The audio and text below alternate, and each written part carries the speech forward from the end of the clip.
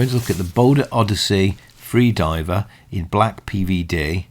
It's gone on the BOLDR website today. Today's the 10th of March 2023, and as you can see from this website, until the 30th of March there is an actual discount. So very luckily I've had this watch off BOLDR for the last month. They lent me to take to a get-together which I did in London.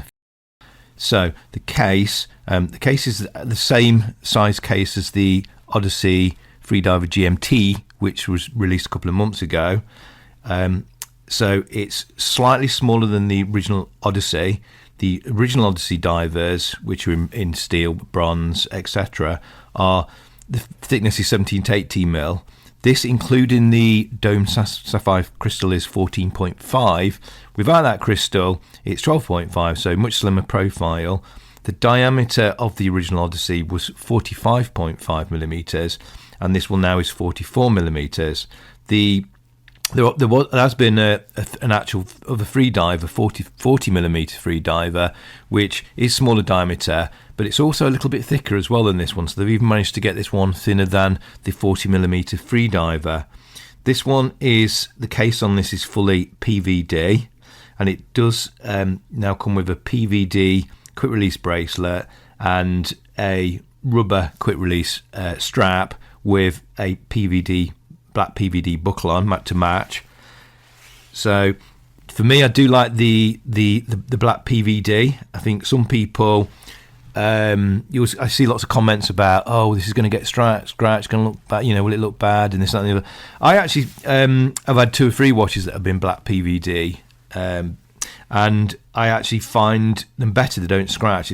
For me, it's the steel ones that pick up a few scuffs and scratches over time, and that's not always a bad thing. That can, just looks like you're using the watch, and that can also add to it. But with the black, any black PVD finish, I've had all the different ones over time.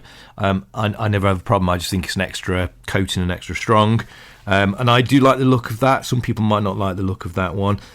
One thing about this being, all black dial, black PVD finish, is it does make it look a bit smaller. So if you just look now at comparing this to the GMT with the same case, which is silver finished, this complete black and matching black bezel does definitely look and wear smaller. So I think it probably wears more like about a 43 millimeter. So size-wise, my wrist is 7 1/4, just to sort of show you what that looks like. And I think this is perfect. This is just the size I like. So let's have a quick look at the crown. The crown, if we just unscrew that, so screw down crown to match the 300 meter water resistance, and you can wind that one to power that up. So if I pick this up, I'd give it a little shake and then give that 40 turns. And if I'd not worn it for best part of the day, perhaps before I went to bed, I would again unscrew the crown and give it 10 turns just to make sure it doesn't stop. So again, you can pull it out a little bit there, and you can change the date, and you can see that date is at 4:30, little round window, which I like. I personally, my preference for dates is either at the 4:30 position or the 6. I think everyone seems to like dates at the 6 and the 3. I'm not also keen at the 3, but it doesn't bother me. And a lot of people don't always like them at the 4:30 and smaller dates and waste time. I like it because it's not detracting from the watch. It's fairly hidden everything, but you have got a date. So I think you get best of both worlds. It doesn't sort of spoil the symmetry of the watch, but it is still a really useful complication on the watch, in my opinion. So I do like that one.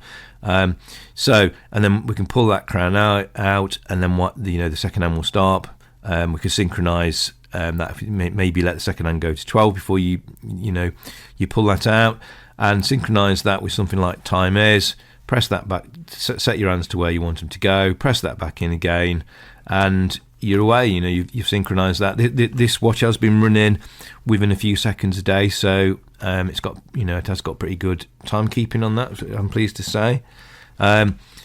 So the dial itself, before I forget, of the 300 meter water resistance, so that's really good. It's a 300-meter water resistance watch. The dial is a gradient dial, which means it gets lighter towards the center, and you can see it's almost stepped, where it's very dark where the hour markers are and the minute markers, and it's also got the 5, 10, 15, 20, which I like. It's, you know, you can very quickly sort of, you know the minutes if it just speeds up that split second, and I think they're size wise and everything great.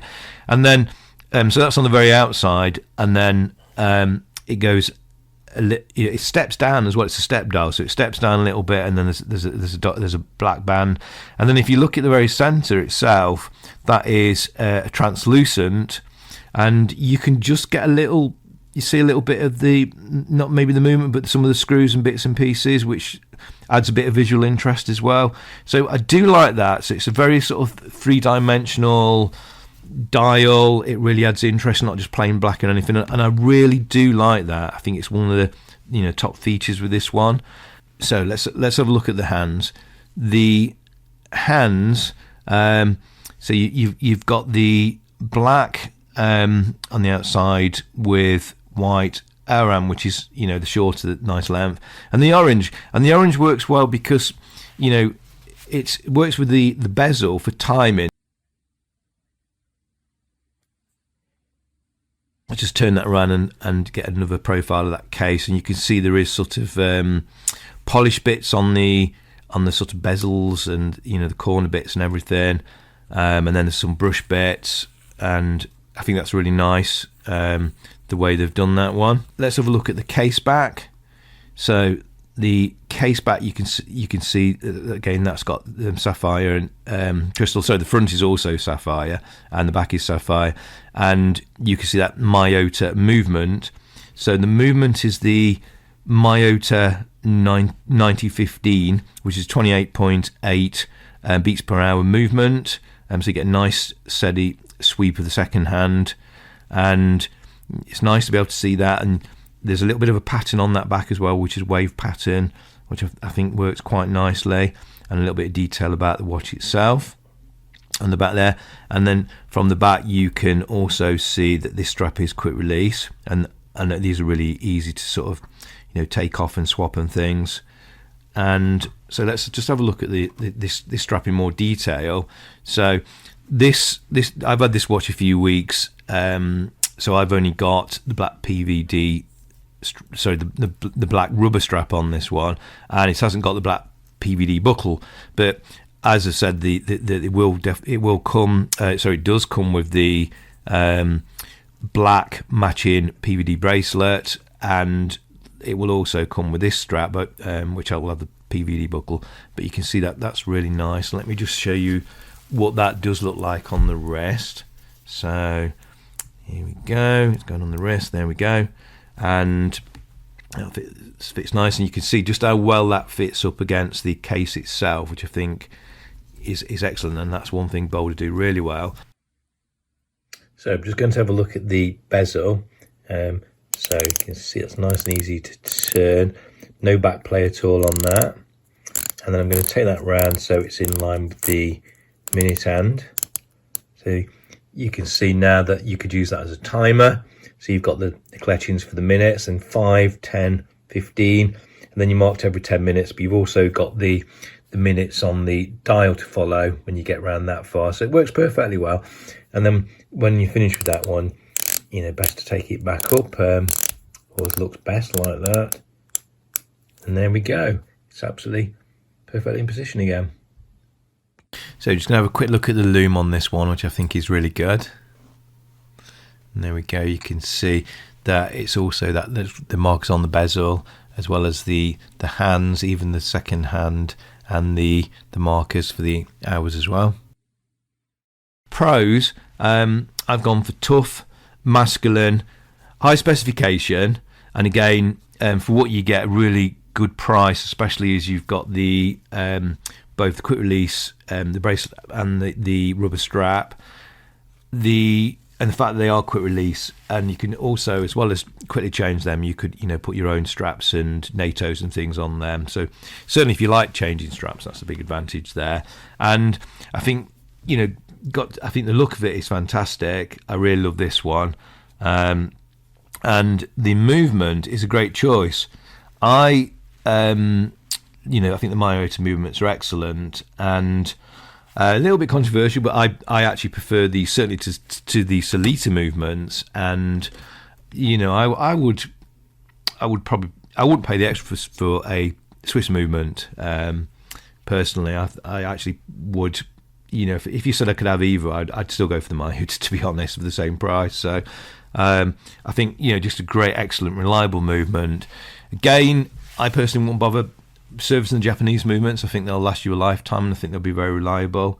I think that's probably another downside with the Swiss movements is, you may well find yourself wanting to service them and things, and that is additional future costs. So wouldn't worry about that one. The cons, I think it could be a little bit big for some wrists. So if you've got maybe, if you've got like 6-inch wrist as an example, I think anything bigger than that, I think definitely give it a try. It will be fine. And this black does wear a bit smaller, so it might not be like some of the other range of boulders, the Venture, where it's sort of you can share up your pot, male female share.